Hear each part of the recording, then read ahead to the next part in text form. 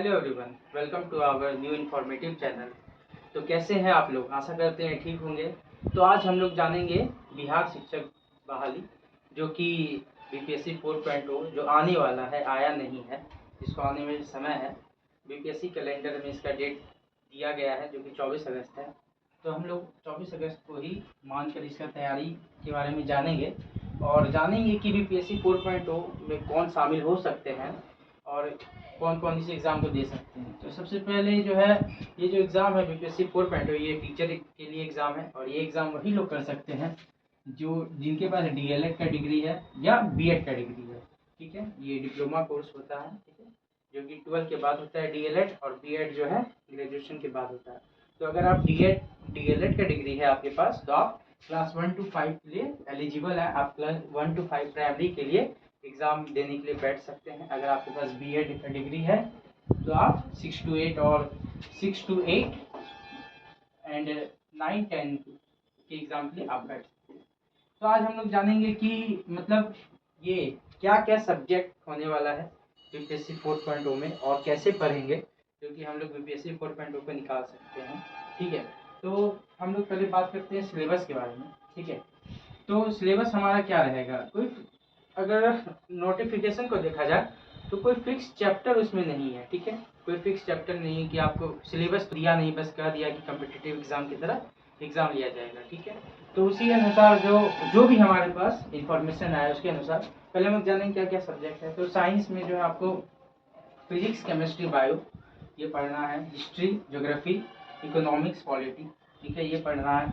Maths और reasoning पढ़ना है। ठीक है, और फिर जीके, करंट अफेयर्स, जो आपको 6 महीना पहले तक का आपको पढ़कर जाना है, जिससे कि आप लोग एग्ज़ाम को निकाल पाए। ये बता देते हैं दोस्तों आप लोगों को कि एग्ज़ाम जो है आप लोगों का, जो बीपीएससी का एग्ज़ाम होगा वो 2 भाग में होगा, पार्ट 1 और पार्ट 2। ठीक है, तो पार्ट 1 की बात करें तो पार्ट 1 में जो है क्वालिफाइंग लैंग्वेज आएगा। ठीक है, लैंग्वेज पेपर आएगा। ये जो एग्ज़ाम होगा ये 2 भाग में होगा।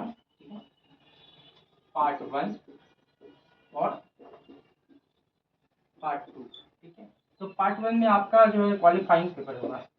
क्वालिफाइंग पेपर होगा। ठीक है, क्वालिफाइंग पेपर होगा आपका पहला इंग्लिश और दूसरा होगा आपका हिंदी। ठीक है, तो ये इंग्लिश हिंदी मिला करके टोटल जो है 30 मार्क्स का एग्जाम होगा, 30 मार्क्स का।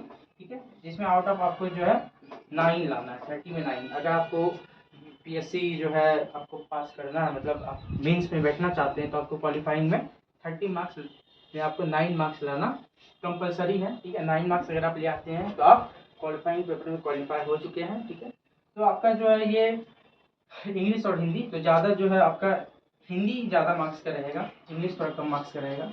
ठीक है ना, तो हिंदी में आप यही पढ़ सकते हैं संज्ञा, सर्वनाम, विशेषण, कारक, संधि, समास। उसके बाद हिंदी का कुछ जो है मतलब और विशेष भी चीज़ आएंगे, हम आपको नेक्स्ट और बताएंगे। ठीक है, क्वालिफाइंग अभी इतना ही जानते हैं। अब पार्ट 2 में हम लोग पार्ट 2 का बात करते हैं।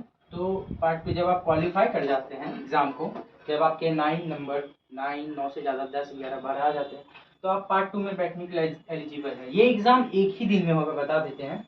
ठीक है, एक ही दिन में होगा और आपके जो है 150 क्वेश्चन रहेंगे। ठीक है, जो कि 30 क्वेश्चन आपके रहेंगे क्वालिफाइंग से और 120 क्वेश्चन जो आपके रहेंगे इससे पार्ट 2 से। ठीक है, मेंस में। ठीक है, तो आपको जो है टाइम मिलेगा एक ही पेपर में। ठीक है, जब आप पार्ट 1 दे देंगे तो आपसे जो पार्ट 1 वाला पेपर ले लिया जाएगा, फिर पार्ट 2 आपको एग्जाम देने दिया जाएगा। ठीक है, तो आपको क्या करना है, पार्ट 2 में जो हमारा मेन सब्जेक्ट आएगा वो है GK, GS, maths, reasoning and daily current affairs. ठीक है, डेली करंट अफेयर्स। ठीक है, तो ये सारा जो है हमारा जो है आपका पार्ट 2 में आएगा, जो कि 120 मार्क्स का एग्जाम होगा।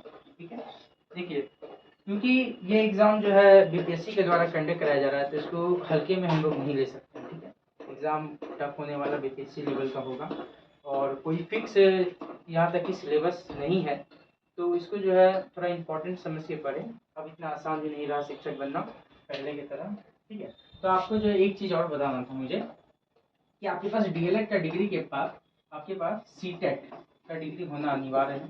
सीटेट या एसटेट आपके पास होना अनिवार्य है। ये दोनों डिग्री भी आपको सीटेट क्वालिफाई करना होगा। मिनिमम क्वालिफाइंग मार्क्स जो है सीटेट में 82 है, ठीक है। तो अगर आप सीटेट क्वालिफाई हैं तो आप भी जो है इसमें बैठ सकते हैं। और ये 24 अगस्त को इसका भर्ती आने वाला है। जहाँ तक कि पता चला है कि अगले महीना यानी कि जुलाई मंथ से जो है इसका फॉर्म भरना शुरू हो जाएगा। तो आप लोग टाइम वेस्ट ना करें और ज़्यादा से ज़्यादा अपनी पढ़ाई पर फोकस करें। और बॉयज़, थोड़ा सा दुखद खबर है लड़कों के लिए। लड़कियाँ को तो बहुत आसान है, लड़की लोग तो आराम से, उन लोग को 50% का आरक्षण भी मिलेगा। लेकिन लड़का के लिए क्या है, उसको तो कोई आरक्षण नहीं मिलने वाला है। तो बॉयज़ आप लोग थोड़ा सा अपनी पढ़ाई को लेकर के ज़्यादा विशेष ध्यान दीजिए। गर्ल्स को जो है, गर्ल्स अगर 120 में 50 से 60 भी मार्क्स ले आती है तो सिविल क्वालिफाई, वो जो है टीचर बन जाएगी। लेकिन लड़का को थोड़ा ज़्यादा मार्क्स चाहिए। लड़का को कम से कम 80 से 90 का टारगेट लेकर चलना है, 80 to 90। अगर लड़का 80 to 90 नहीं लाता है तो चांस है कि वो छटा सकता है। और कैटेगरी पे भी ये डिपेंड करेगा, ठीक है। कितना सीट है, क्या कैटेगरी है, किस कैटेगरी को कितना सीट देना है, ठीक है। और अब हम लोग बात करते हैं थोड़ा सा बुक्स को लेकर के कि बुक्स क्या क्या है। तो मैं आपको एक बुक सजेस्ट करूँगा मैथ के लिए। मेरे पास है, ये देखिए, डॉक्टर RS अग्रवाल का बुक है, क्वांटिटेटिव एप्टीट्यूड बुक, ठीक है। आप इस बुक को जो है सॉल्व कर सकते हैं अपने बीपीएससी एग्जाम के लिए। इसमें आपका सभी लेवल का बुक है। ये बुक आपका हर एग्जाम में काम आ जाएगा, ठीक है ना। तो मैं अपनी तरफ से सजेस्ट कर रहा हूँ, बाकी आपको जो अच्छा लगे आप उसको यूज़ कीजिए।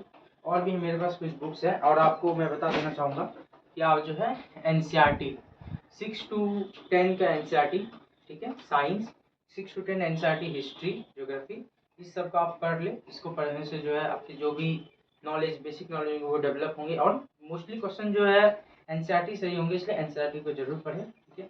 और आप जहाँ से भी पढ़ाई कर रहे हैं, जिस भी क्लास से, जिस भी ऑनलाइन क्लास से, उसको भी जरूर देखें और NCERT भी अपना सेल्फ स्टडी में जोड़ें। तो आज के लिए इतना ही, अब बाकी हम लोग आगे मिलेंगे। Thank you and have a nice day. हमारे चैनल को सब्सक्राइब करना ना भूलें और वीडियो के लिए हमारे चैनल को लाइक, सब्सक्राइब और शेयर जरूर करें। थैंक यू, धन्यवाद।